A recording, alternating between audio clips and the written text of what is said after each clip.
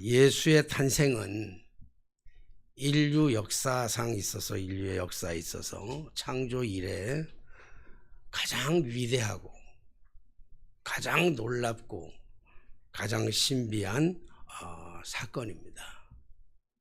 창조주 하나님, 신이신 그분이 친히 인간의 몸, 피조물의 몸을 입고 이 땅에 오신 정말로 놀라운, 인간으로서는 설명할 수 없는 그러한 놀라운 일입니다. 그래서 이 일은, 예수 그리스도의 탄생의 비밀은 우리가 인간의 그 어떠한 노력으로도 우리가 알 수가 없고, 또 인간의 그 어마어마한 과학을 가지고도 증명해낼 수가 없는 것이죠. 그래서 예수의 탄생은 증명해내는 게 아니고, 우리가 예수의 탄생은 믿음으로 받아들일 때만이 비로소 여기에 능력이 있게 되고, 여기에 역사가 나타나게 되고, 여기에 기적과 표적이 따르게 되고, 그 믿는 자들에게는 하나님이 예비하신 우리가 알지 못하는 크고 놀라운 비밀의 축복들을 받게 될 줄로 믿습니다. 게다가 예수의 가르침은 그에 따른 그의 가르침과 그에 따른 행동은 이전에 그 어떤 선지자도, 이전에 그 어떤 예언자도, 이전에 그 수많은 제사장들도, 바리새인들도 이런 가르침과 이런 행동이 없었습니다. 사뭇 예수의 가르침은, 예수의 행동은 그 전에 그 어떤 예언자나 선지자들과도 비교할 수 없을 만큼 달랐어요. 그렇기 때문에 사람들은 그 예수의 말을 듣기 위해서, 예수의 가르침을 듣기 위해서, 예수의 행동 속에 내가 들어가 내 삶의 새로운 변화를 가져주기 위해서 수없이 많은 사람들이 모여들었고 예수님을 따랐어요. 때로는 식사를 굶으면서까지, 밥을 걸으면서까지도 그 예수님의 가르침에 귀를 기울이고 예수님이 가는 곳마다 따라다녔어요. 뿐만 아니라 심지어 어떤 사람들은 자기의 배와 그물을 버릴 만큼 자기의 삶의 터전인 직장도 다 버려두고 예수를 따랐던 사람들이 있었습니다. 하지만 그렇다고 해서 모든 사람들이 전부 다 그랬던 것은 아닙니다. 예수의 말과 예수의 행동에 대해서 부정적인 생각을 가지고 있던 사람들도 많이 있었습니다. 그래서 예수의 말에 대해서 꼬투리를 잡고 예수의 행동에 대해서 불편함을 생각하고 불만을 토로했던 사람들이 생겨났는데, 이런 사람들이 바로 그 당시에 제사장이나 선기관들이나 율법학자나 장로들이나 바리새인 같은 우리 종교적으로 심취해 있는 종교 지도자들이, 그들이 예수의 가르침과 예수의 행동에 대해서 꼬투리를 잡기 시작했습니다. 물론 그들에게도 그들만의 합리적인 이유가 있었을 거예요. 그냥 아무런 의미 없이 무조건 예수를 반대하고 핍박하고 죽이려고 했던 것은 아니에요. 자기들 나름대로의 분명하고도 확실한 합리적인 이유가 있었는데, 그것은 지금까지 한 번도 들어보지도 못했고 한 번도 본 적이 없는, 진짜로 되게 망측한 일들을 행하시고 자기들이 알지 못했던, 깨닫지 못하는 놀라운 비밀들을 얘기하고 있으니까 저들은 이해할 수가 없는 것이 당연하죠. 뿐만 아니라 예수의 하는 말과 예수의 하는 행동 하나하나가 전통에 위배되는 거였어요. 전통을 무시하고 전통을 파괴하는 그런 말과 행동들을 했다고요. 뿐만 아니라 30에서 33세라고 하는 젊은 나이 청년이, 장가도 가지 않은 청년이 선포하는 이 메시지, 그리고 그의 신분과 그의 출신과 그의 배경을 보면 참으로 이해할 수가 없단 말이에요. 지금 그가 나사렛 예수, 목수의 아들 예수라고 하는 그 인식이 그들로 하여금 그 말을 믿을 수 없고 따를 수 없게 했어요. 그 외모가 너무 불편하기 때문에. 그래서 이사야 선지자는 이 예수를 가리켜서 이렇게 노래하고 있어요. 이렇게 말하고 있어. 장차 오실 예수의 그 모형을 이런 식으로 얘기하고 있는데, 이사야서 53장 2절로부터 12절까지 말씀인데 다 읽어드릴 수는 없고, 오늘 시간도 그렇고, 오늘 거기서 핵심만 따면, 예수의 외모만 얘기한다면 이런 거예요. 그는 주 앞에서 자라나기를 연한 순 같았고, 연한 순이라고 하는 것은 나무가 자라기 전에 씨를 뿌렸더니, 심어놨더니 이 땅을 뚫고 나오는 아주 여리여리한 그 순, 응? 연한 순, 새싹을 얘기했어요. 새싹과 같았고 모습이, 그리고 마른 땅에서 나오는 뿌리 같아서. 여러분, 맨 땅에서 나오는 뿌리, 시냇가의 뿌리가 아닌 아주 가문 맨 땅에서 살아나기 위해서 빠둥쳤던 그 뿌리 같다는 거예요. 얽히고도 설키고. 요즘으로 얘기한다면 노동판에서 일하다가 완전히 얼굴이 그슬려 가지고 볼품도 없고 사납고, 그런 얼굴에다가 뿌리 같아서 고운 모양도 없고, 아름다움은 찾아볼 수 없고, 풍채도 없은즉 덩치도 없어요. 그러니까 우리가 보기에 흠모할 만한 아름다운 것이 하나도 없도다. 흠모할 만한, 존경할 만할, 귀담아 들을 만한 그러한 외형이 하나도 없는 거예요. 정말 볼품 없어요. 그러니 누가 이런 사람의 말을 믿겠어요? 누가 이런 사람이 말한들 그 사람의 말을 따르겠느냐고요. 목사를 하려고 해도 외형적으로도 좀 있어야, 풍채가 있어야 따고 들어가는 점수가 많아. 제 아주 친한 친구는 외모가 참 좋아요. 키도 크고 얼굴도 잘생긴 데다가 목소리가 기가 막혀. 그는 교회 갈 때마다 따고 들어가. 한 80점은 따고 들어가. 그래서 갈 때마다 가는 교회에서 따르고 교인들이 좋아해. 근데 나는 섬기던 교회를 떠나고 나면 비로소 그 목사 괜찮은 목사였네 하는 경우가 지금까지 있었어. 우리 교회는, 파고다 교회는 어쩐지 잘 모르겠는데 꼭 있을 때는 그런 소리 한 번도 못 봤다가 떠나가 나면 그 사람 그러고 보니까 괜찮았네 라고 하는 얘기를 가끔은 들어요. 그래서 참 어떨 때는 참 억울해.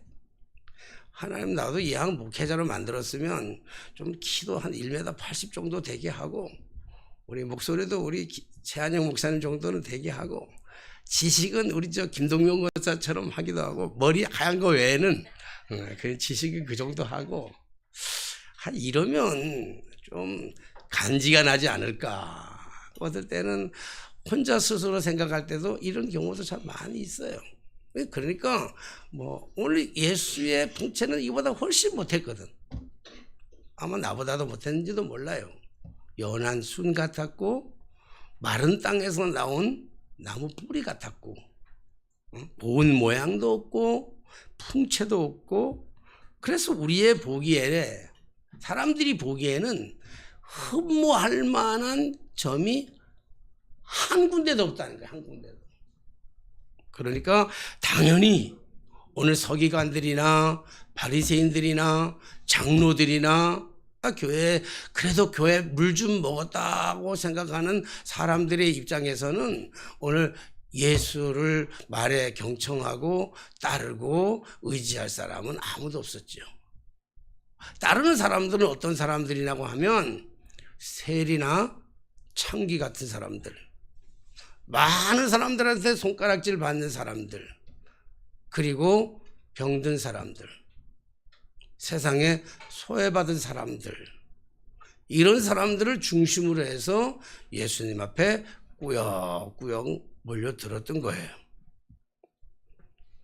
오늘 이 제사 장로들이나 오늘 이 제사장들의 입장에서의 문제 제기는 발전을 위한 비판이 아니라, 비판이 다 나쁜 건 아니에요.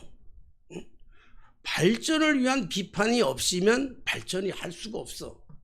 그러니까 비판은 반드시 오스카 와일드가 얘기했던 것처럼 비판을 하되 발전적인 비판을 해야지, 망가뜨리기 위해서 비판을 위한 비판은 모든 공동체를 파괴하는 거예요. 자기도 죽고 공동체도 죽이는 게 그게 비판을 위한 비판인 거예요. 오늘 제사장들이나 바리새인들, 서기관들은 바로 이런 관점에 가지고 그가 호기심을 가진 것이 아니고, 호기심을 가지고 그들이 바라본 것이 아니라 의심을 가지고 예수의 말이나 행동에 대해서 비판하는 것을 서슴지 않았어요. 그런데 그들의 입장에서 본다면 그것이 합리적이고 이성적이에요. 오늘 예수님의 행동을 보면, 특히 오늘 말씀하기 전에 이전에 이 일이 있기 전에 두 가지 일을 행하시거든요. 오늘 이 일을, 예수님이 성전에 들어오기 전에 예루살렘으로 와서 성전에 들어오기까지 두 가지 일을 하는데, 첫 번째 하신 행동이 뭐냐면 성전을 정화시킨 거예요. 성전에 들어가 가지고 매매하는 사람들을 다 쫓아냈어요. 성전 안에 장사하는 사람들을 다 쫓아내고, 돈 바꾸는 사람들, 그 당연히 돈 바꿔 줘야죠. 우리가 멀리서 온 사람들이 뭐 딴 거 재물을 가지고 올 수 없잖아요. 돈도 그 당시에 돈으로 바쳐야 되기 때문에, 우리가 지금 우리 교회도 헌금할 때 달러로 바치면 뭐 좋은 것도 있지만 불편한 게 더 많아요. 아랍 화폐를 갖다 바치면 훨씬 어렵다고요. 그럼 아랍에서 온다든지 저 유럽에서 온다든지 그런 사람들은 그 돈으로 바치는 것보다는 한국 돈으로 헌금하는 게 좋잖아요. 그러니까 바꿔주는 일은 굉장히 그 당시에 타당한 일이었어요. 그런데 그 돈 바꾸는 사람들의 상을 다 뒤집어 엎어버리고 비둘기 파는 사람들의 의자를 다 뒤집어 엎어버리는 거예요. 그러니까 이게 예수의 이 행동은 아주 전통에서도 어긋나는 버릴 뿐만 아니라 교회를 회방하고 신을 모독하는 짓을 하고 있는 거예요. 그러니까 제사장들이나 서기관들이나 바리새인들의 입장에서 보면 예수님이 하는 이 행동이 도무지 이해를 할 수가 없는 거예요. 그리고 들어오면서 무화과 나무를 바라보면서, 무화과 철도 아닌데 열매가 있지 않았다, 없다고. 무화과 열매가 달리는 철이 아니야. 근데 철이 없다고 무화과 나무를 저주하는 이런 예수님의 이해할 수 없는 행동들이 오늘 제사장이나 서기관들로 하여금 매우 불편하게 했어요. 그리고 아까도 말씀드렸지만 가르치는 것이 다른 사람들과 달랐다 그랬어요. 다른 예언자들이나 선지자들과 가르치는 것이 다르니까 당연히 그들은 불평할 수밖에 없는 거죠. 그래서 오늘 본문의 말씀에 보면 그들이 예수께 따듯이 물어요. 네가 무슨 권위를 가지고, 응? 네가 무슨 권위를 가지고 이런 일을 자행하느냐는 거예요. 네가 무슨 권위를 가지고 이런 말을 하고, 네가 무슨 권위를 가지고 이런 일들을 행하느냐. 우리는 듣도 보도 못한 일들인데 네가 무슨 권위냐. 그럼 그 권위가 있다고 한다면 그거 누가 준 거냐는 거예요. 대통령이 줬느냐, 국무총리가 줬느냐, 동장이 줬느냐는 거예요. 오늘 최은영 목사님 굉장히 자랑하고 싶은데 합창대에서 1등 먹었는데 그거 누가 줬냐는 거야, 상을. 응? 대통령이 줬어요? 국무총리가 줬어요? 아니면 지금 미국 대통령이 누구야? 바이든이 줬어요? 윤석열이 줬어요?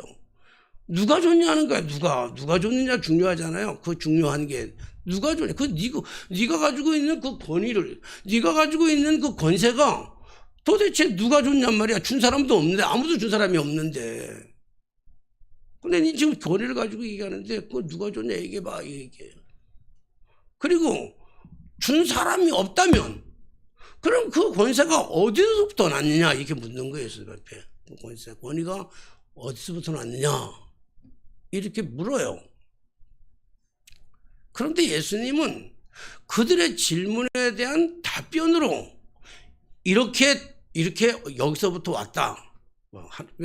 핵심은 우리가 말한다고 한다면 예수님은 내가 하나님이고 이게 하늘로부터 왔고 하늘 아버지로부터 왔고 이 권위는 하나님의 권위다 이렇게 얘기하면 참 쉬운데 예수님의 답변은 너무 의아해요. 답변이 오히려 질문으로 바뀌잖아요. 그러면서 뭐라고 얘기해요? 예수께서 대답하시되 나도 한 말을 너희에게 물으니니 내가 다시 질문할 텐데 너희가 이 질문에 대해서 내가 질문하는 것에 대해서 너희가 답하면 나도 답해 줄 거고 너희가 답을 안 하면 나도 안 할 거다. 이렇게 말씀을 해요. 그러니까 그러면서 하는 얘기가 이게 뭐라고 묻냐면 요한의 세례가 요한이 세례를 베풀고 있는데 그 요한의 세례가 어디서부터 왔느냐? 하늘로부터 왔느냐? 아니면 사람으로부터 왔느냐? 하고 물어봤어요. 그러니까 그 사람들이 자기들끼리 논의하는 거예요. 의논하는 거예요. 야, 하늘로부터 왔다고 얘기하면 야, 하늘로부터 왔는데 네가 왜 그걸 안 믿느냐 얘기할 거고 사람으로부터 왔다고 한다면 그건 사람에 대해서 굴복당할 수밖에 없고 굴종당할 수밖에 없고 사람들을 두려워할 수밖에 없는 거예요. 그러니까 하늘로부터라고 말하기도 그렇고 사람으로부터 말할 수 없으니까 난처하니까 뭐라냐면 우리는 모른다 그렇게 얘기해요. 그러니까 예수님께서도 니들이 모른다고 얘기하니까 나도 가르쳐 줄 수 없어.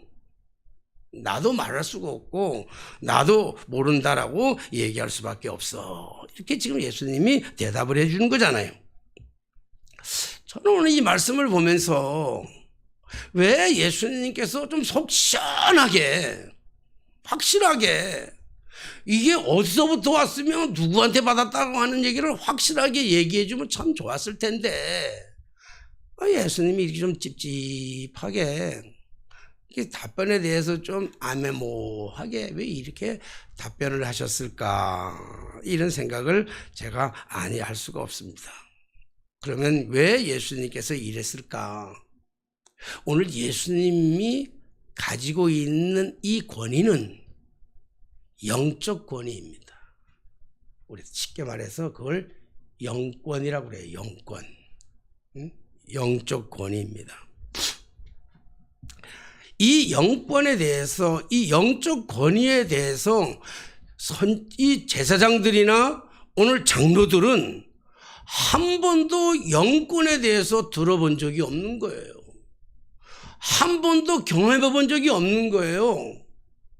영적인 진리에 대해서 보이지 않는 진리에 대해서는 한 번도 본 적도 없고 들어본 적도 없어요. 그러니까 쉽게 말해서 영권이 뭔지도 몰라요. 왜요? 저들은 지금까지 배운 대로만 해서 그래요. 배운 대로만. 제가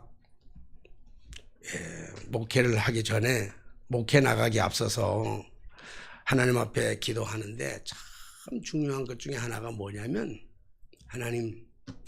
하나님의 심정을 강단에서 좀 선포해야 되겠는데 하나님의 마음을 좀 강단에서 선포해야 될 텐데 이게 저는 설교의 핵심이라고 생각하는데 하나님 내가 하나님의 마음을 참 표현할 수가 없네요. 하나님의 그 감정을 내가 성도들한테 표현해낼 수가 없네요. 그 하나님의, 이럴 때 하나님의 심정을 내가 말할 수가 참 없네요. 이렇게 얘기했더니 우리 하나님의 대답은 그거예요. 응? 네가 내 심정을 말하지 못하는 것은 네 안에 내가 없다 그러더라고. 와, 깜짝 놀랐어요. 여러분, 지금까지 목회하면서 하나님이 내 안에 없으면 내 목회는 허당이에요.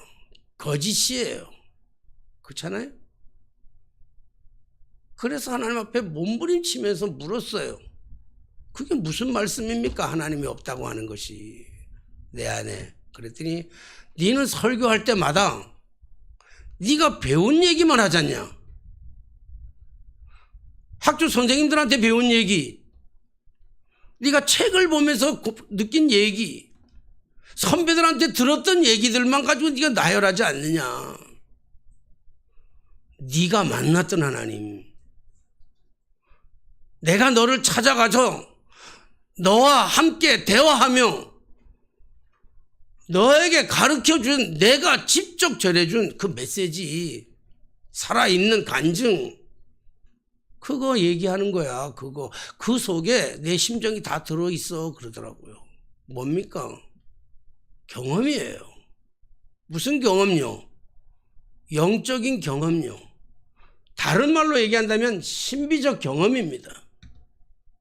신앙생활 하면서의 신비적 경험, 목사가 목회 사역을 하면서 이 영적인 경험이나 신비적인 경험이 없이 사역을 하면 곤고한 거예요. 힘드는 거예요. 지치는 거예요. 어려운 거예요. 그러면 병든 환자를 놓고 기도할 수 없어요. 죽어가는 환자, 의사 선생님이 죽었다고 선포한 환자에게 살아나라고 명령할 수 있겠어요? 얼마나 무식한 목사예요, 그런 목사가. 그런데 하나님을 실제로 경험한 목사는 그런 선포를 서슴지 않고 해요. 환자들을 돌보는 것을 두려워하지 않아요. 왜요? 영적인 경험이 있어서 그래요. 영적인 경험, 영적인 권위가 없이 어찌 가능할 수 있겠어요? 어찌? 그래서 그러니까 예수님께서 영적인 권위에 대해서, 영적인 신비에 대해서 전혀 모르는, 배우기만 한, 신학을 배우기만 한, 전통을 배우기만 한 선지자들이나 여기 말하는 제사장들이나 장로들에게 그 얘기를 한들 무슨 의미가 있겠어요? 관심도 없고 거기에 대한 호기심도 대신에 의심만 있고 들으려고도 하지 않는데 거기다가 영적인 비밀을 얘기한들 무슨 의미가 있겠냐는 거예요. 그것을 안 하는 거예요. 여러분, 우리나라 1,000원짜리는 취급도 안 하더구만요, 은행에서. 지난 주간에 우리 집사람이 1,000원짜리 헌금하신 분들이 있어가지고 그거 다 모아가지고 은행에 가가지고 집어넣는 기계 있잖아요. 기계를 집어넣었더니 세 기계가 있는데 세 기계가 다 토해내더라고요. 우리는 1,000원짜리 상대 안 합니다, 이런 뜻인가 봐. 하다가 안 돼가지고 그냥 고민하다가 집에 왔는데 그만 통장을 거기다가 버려두고 왔어. 돈은 가져왔는데. 그러니까 우리 애들도 요즘은 막 1,000원짜리를 잘 안 쓰니까 잘 가치를 모를 거예요. 여러분, 헌금을 1,000원짜리 했다고 내가 뭐라고 하려고 하는 게 아니야. 오해하지는 마. 절대 오해하지 마세요. 100원 해도 괜찮아. 안 해도 괜찮아. 하나님은 헌금의 돈의 가치로 평가하는 적은 한 번도 없어요. 그건 사람들이 하는 거지. 하나님은 마음의 중심을 보는 거예요. 응? 사르밧 과부의 보리떡 한 덩어리, 보리떡 하나, 기름 요만큼을 큰 부자가 바치는 온갖 진수성찬보다 귀하게 받으셨던 분이 하나님이셔요. 바리새인들이 드리는 헌금통에 드리는 헌금 봉투에 봉투가 작아가지고 그 봉투를 늘릴 만큼 큰 돈으로 바꿔가지고 넣는 그 헌금보다도 과부의 동전 한 입을 더 기쁘게 생각하셨던 분이에요. 그러니까 헌금은 내가 1,000원짜리 했는데 목사님 왜 저렇게 이런 얘기 하려고 하는 게 아니라 그만큼 이 시대가 1,000원짜리를 안 알아주기 때문에 10,000원짜리를 비유하려고 그래요. 그래서 애들한테 요즘 애들한테 용돈을 줘도 1,000원짜리 주는 사람은 어디 있어요? 1,000원짜리 주면 욕먹어요 애들한테. 근데 그 다른 얘기 하나 잘 들어보시면 애들한테 용돈을 돈을 주는데 10,000원짜리 주잖아요. 제이들이 우리 교회 왔을 때 우리 10,000원짜리 줬어요. 걔는 10,000원짜리 2장만 주면 입이 찢어져요. 10,000원짜리 2장을 주고 여기서 누가 제일 좋냐 그러면요 10,000원짜리 2장 준 사람이 제일 좋다 그래. 걔는 10,000원짜리의 가치를 안다는 얘기예요. 지금 이 얘기를 하려고 그래. 10,000원짜리의 가치를 알아요. 돈은 10,000원짜리의 가치밖에 모르는 애한테 50,000원짜리를 주면 걔는 아무 의미가 없어요. 그렇잖아요. 그러니까 지난번에 내가 막 5만 원을 내 줬어. 내가 5만 원을 와서 캐나다 간다 그래가지고 5만 원을 용돈을 줬더니 할머니가 걔를 꼬드겨요. 제이든 10,000원짜리 3개 줄 테니까 이거 3개 줄 테니까 그거하고 바꿀래? 얼른 바꾸더라고요. 왜? 5만 원의 가치를 모르기 때문에 그래요. 곱셈 덧셈을 곱셈 나눗셈을 모르는 사람한테 인수분해를 가르치면 알겠냐고요. 인수분해도 겨우 아는 사람한테 미적분을 가르치면 알겠냐고요. 그러니 김동명 권사님이 저하고 얘기할 때는 절대 자기 학문의 전공은 하나도 얘기를 안 해줘요. 왜? 해준 줄 알겠냐고 내가.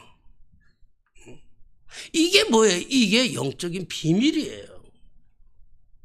하나님께서 오늘 예수님이 행하시는 이 많은 것들은 영적인 권위에서 나오는 영적인 비밀이라고요.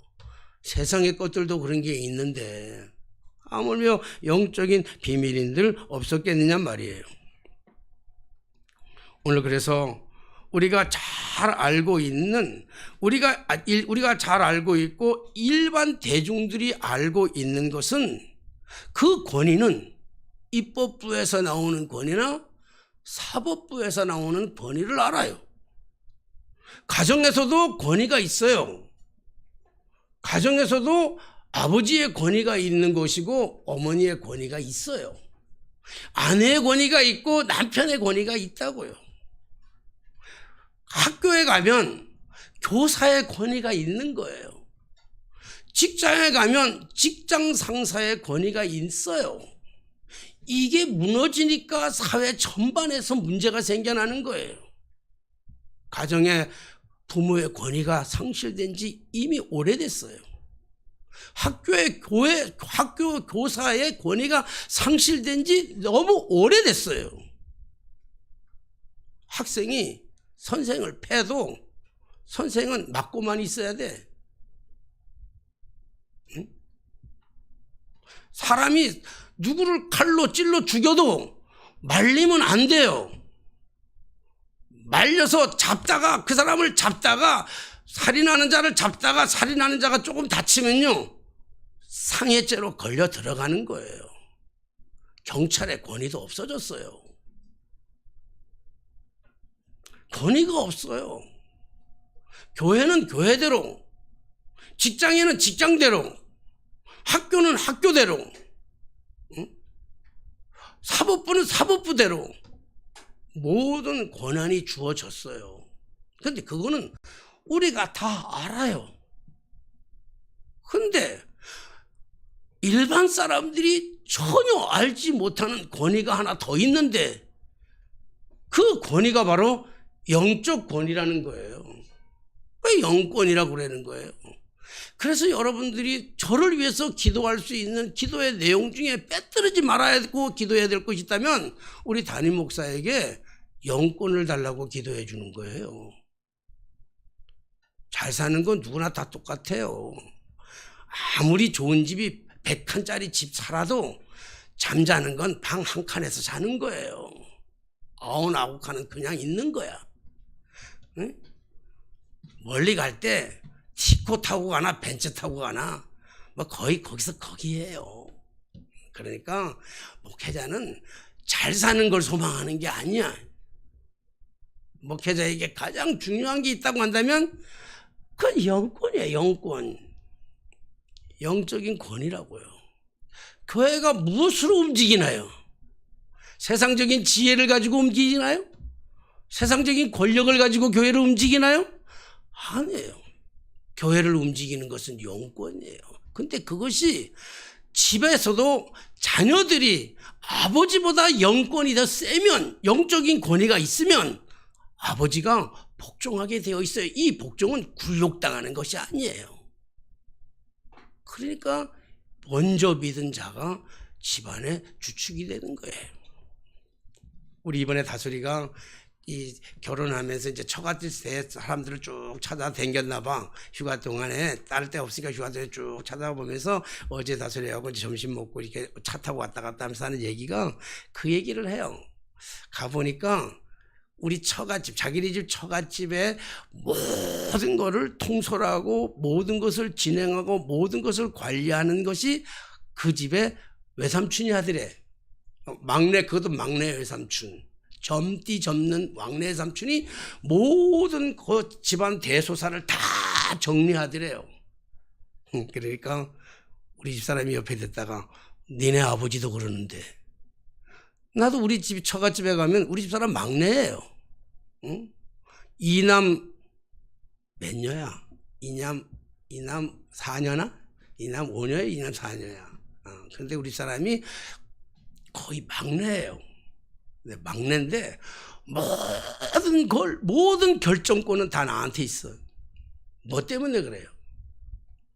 뭐 때문에 있겠어요? 내가 말을 잘하기 때문에? 내가 풍채가 좋았기 때문에? 내가 주목이 세기 때문에? 아니에요. 영권이에요. 영적 권위가 있어요. 그 집에만 가면 내가 영적 권위가 있어요. 그 집에 가면 그들이 나에게 영적 권위를 인정해줘요. 그러니까 힘이 생기는 거예요. 막내인데도. 우리 다송이 외삼촌도 막내인데도. 그런데도 그에게 뭐가 있냐면 권리가 있어. 권위가. 물론 예수 믿는지 안 믿는지 몰라가지고 그걸 영적 권위라고는 표현하지 않지만 우리 집안에서는 제게 영적 권한이 있어요. 처갓집뿐만 아니라 우리 집에서도 그래. 사실은 이제는 목사가 되고 나니까 우리 형님들도 함부로 얘기를 못해. 우리 집사람의 첫 번째 오빠가 지금 80이 넘었어요. 맨날 만날 때마다 나보고 좀 하대를 했어. 하대도 한참 하대를 했어. 근데 지난 8월 초에 만났더니 하대하던 사람이 갑자기 존대를 하니까 아주 이상해. 닭살이 돋는 거야. 왜 존대합니까? 그랬더니 그때부터 교회 나가기 시작했대. 8월 초부터 교회 나가기 시작했대. 그래서 나한테 복종하는 것은 굴욕당하는 것이 아니라 순종하는 것이고 영권을 인정하는 것이에요. 사랑하시는 여러분, 세상의 권위에 대해서 우리가 인정하고 세상의 권위에 대해서 성경도 말씀하셨어요. 세상의 권위에 대해서는 순종하라고 얘기했어요. 왜? 그것은 질서를 지켜가기 위한 거예요. 이 순종은요, 굴욕당하는 게 아니에요. 응? 굴복당하는 게 아니에요. 맹종하는 게 아니라고요. 이거는 복종하는 것이고 순종하는 것이란 말이에요. 그래야 세상의 질서가 잡혀가는 거야. 그래서 세상의 권위가 필요해요. 그러나 우리가 이 세상의 권위를 능가하고 이기고 살아갈 수 있는 또 다른 권위가 있다고 한다면 그게 영적인 권위인데 그 영적인 권위는 목사에게만 주어지는 게 아니라는 거예요. 그래서 우리가 지금부터 사모하고 지금 우리가 구해야 될 것은 우리가 바랄 것은 세상의 권위를 찾는 게 아니에요. 세상의 권세 달라고 얘기하는 게 아니라, 세상의 권세를 가지고 사람들을 주물럭거리는 게 아니라, 하늘로부터 임하는 하늘의 권세, 하늘의 영광, 하늘의 권위를 갖는 거예요. 그걸 우리가 달라고 기도해야 되는데, 사실은 달라고 기도하기 전에 이미 우리에게 주셨는데 우리가 그 권위를 사용하지 못하고 있어요. 베드로전서 2장 8절 말씀 보니까, 2장 9절의 말씀 보니까 뭐라고 말씀하셨습니까? 너희는 택한 족속이요 왕 같은 제사장이니 그리고 너희가 거룩한 나라요 그의 소유가 됐다 그랬어요. 우리가 하나님의 자녀고 택한 거룩한 하나님의 거룩한 제사장들이란 말이에요. 그렇기 때문에 우리는 죄를 결박할 수 있을 만한 우리의 권세가, 그 권위와 권세가 우리에게 이미 주어졌어요. 근데 왜 사용 안 하느냐는 거예요. 권세 있는 예수 이름으로 명하노니 병마야 물러갈지어다. 왜 못하냐고요. 응? 권세 있는 예수 이름으로 명하노니 우리를 혼미케 하는 악한 영들아, 우리를 성적으로 타락하게 하는 악한 영들아, 쾌락의 마음대로 들어가는 약한 영들아, 권세 있는 예수 이름으로 명하노니 떠나갈지어다. 왜 못하냐고요. 나를 괴롭히고 있는 온갖 병마들, 온갖 여러 가지 잡다한 혼미한 생각들, 그래서 악하게 만드는 내 머리를 분열하게 만드는, 정신을 분열하게 만드는 악한 영들에 대해서 이미 주님은 다 주셨는데도 불구하고, 영적 권위를 주셨는데도 불구하고 예수의 보혈로 명하노니 이 악한 것들아 떠나갈지어다. 왜 못하냐고. 그거 하면 이상하게 생각하는 사람도 있어요. 그거 하면. 그래서 제가 우리 세영 씨한테 맨 마지막 결박 기도는 그런 거 한 거예요. 권세 있는 예수 이름을 믿은 지 얼마 안 되지만 이미 예수를 마음에 영접했다면 하나님께서는 이미 그에게 권세를 주셨으니, 권세 있는 예수 이름으로 명하노니 내 머릿속에 있는 꽈리 4개 5개가 물러갈지어다. 왜? 하는 거예요. 날마다 하는 거예요. 날마다. 안진뱅이도 이식했었고, 눈먼 소경의 눈을 뜨게 해주셨고, 38년 된 병자를 고쳐주셨고, 12해를 혈루증으로 앓고 있던 여인의 질병을 고쳐주신 예수님을 무엇으로 설명할 수 있겠냐고요. 과학으로. 그러니 제사장들이나 장로들은 이해할 수 없었어요. 네가 무슨 권위로, 누가 줬는데 무슨 권위로. 사랑하신 여러분, 교인들은요 맨날 얘기하잖아요. 우리가 돈이 없지 가우가 없냐고. 예수 믿는 사람한테 가우까지 없으면요 세상 나가서 쪽팔리기 짝이 없어. 돈이 있으면 얼마나 있습니까 우리가. 여러분, 집을 살면 얼마나 좋은 집에 삽니까? 세상 사람들이 사는 집은 어마어마해요. 세상 사람들이 가지고 있는 돈은 어마어마하고요. 세상 사람들이 차고 당기는 차는요, 이번에 뭐 해가지고 마약하고 아니라 차가 무슨 차 이름이 뭐지? 그게 4억 5억 한다며요. 4억 5억. 세상 사람들이, 예수 안 믿는 사람들이 가지고 있는 거. 거기다 우리 걸 비교할래요? 안 돼요. 쪽팔려서. 우리 가우 있잖아요. 가우. 무슨 가우예요? 예수 믿는 가우는요 영적 권위예요. 영적 권위. 그들이 말하지 못하는, 그들이 죽었다 깨라도 마다하지 못하는 권세 있는 예수 이름으로 명하노니 사탄 마귀야 떠나갈지라. 나를 괴롭히고 있는 모든 악한 것들아 떠나갈지어다. 결박하는 거예요. 오늘 이미 주셨어요. 사실 구할 것도 없는데 이미 주신 것을 줘도 못 먹나 그러잖아요. 줘도 못 먹나. 응? 우리 이미 주신 우리의 권세, 하나님께서 믿는 자들에게 주신 하나님의 권위, 하나님의 권세, 이게 믿어지지 않으면 믿게 해달라고 기도하시고, 믿어지면 사용하시고. 오늘 세상의 그 어떤 권위보다도, 사법부의 권위, 입법부의 권위보다도 더 중요한 영적 권위를 우리가 소유하고, 그 영적 권위를 가지고 이 어둡기만 한 이 시대, 정말 길이 보이지 않을 것 같은 이 시대, 이 지금의 현실을 우리 영적 권위를 가지고 헤쳐나가는, 승리하는 저와 여러분들의 삶에 되게 되시기를 주님의 이름으로 축원합니다. 기도하겠습니다. 살아계신 하나님 아버지, 주님의 은혜를 생각할 때 감사합니다. 세상의 사람들은 세상의 권위를 쫓아서, 세상의 권세를 쫓아서, 세상의 부귀영화를 쫓아 살아가는 이유는, 저들에게 합당하고 합리적인 이유가 있는 것은 그들의 영적인 비밀을 알지 못하고 영적인 권위를 알지 못하기 때문인 줄로 믿습니다. 오 주여, 주님이 사용하셨던 이 엄청난 영적인 권위, 이미 우리에게 너희는 택한 족속이요 왕같은 제사장이라고 말씀하셨던 주여, 오늘 우리에게 있는 이 영권을 사용하면서 이 험한 세상 이기고 나갈 수 있도록 인도하여 주옵소서.